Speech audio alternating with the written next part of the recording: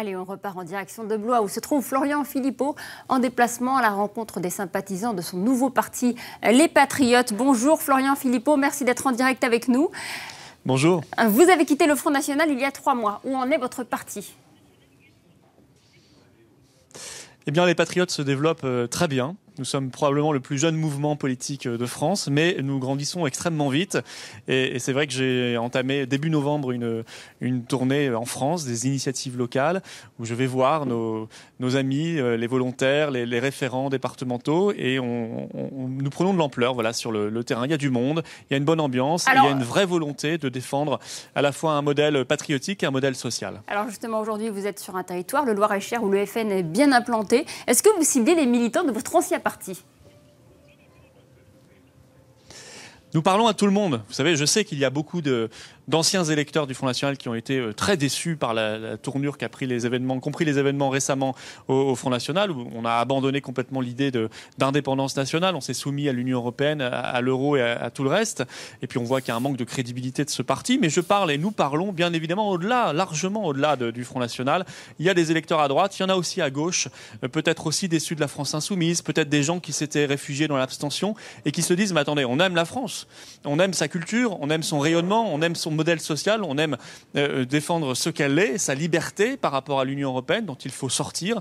Eh bien, nous voulons nous engager. Et il y a pour cela un mouvement politique moderne, dynamique, crédible qui s'appelle les Patriotes. Quels sont les arguments justement pour rallier ces gens qui se trouvent à l'autre bord politique de votre ancien parti ? Vous parlez de la France insoumise. Mais je leur dis très simplement, écoutez, vous êtes attachés à un modèle social. Ce modèle social, il est pilonné, attaqué chaque jour, pulvérisé par l'Union européenne et les gouvernements soumis, qu'ils soient de droite, de gauche ou macronistes. Donc soit on continue dans cette voie-là et on pourra pleurer, on pourra continuer de pleurer, de voir des présidents faire de la com, mais ne pas agir concrètement. Soit on agit. Je sais que ici, il y a l'usine Tupperware qui va délocaliser, qui délocalise, 235 emplois menacés. On a vu la même chose dans d'autres coins de France, Castorama, Whirlpool. On agit ou on n'agit pas ? Est-ce qu'on se protège de ces méfaits de la mondialisation sauvage ? Est-ce qu'on redonne espoir à ceux qui veulent créer en France, ceux qui veulent travailler en France ? Ou est-ce qu'on se soumet ? Et pour cela, il faut être libre par rapport à l'Union européenne. Vous savez, on est dans un pays où le président de la République n'arrive même plus à interdire un simple herbicide, le glyphosate. Alors, lui ne demandez pas de régler le problème du chômage ou du terrorisme. En parlant de l'Union européenne, quels sont vos objectifs ? Il y a justement les élections européennes dans 1 an et demi.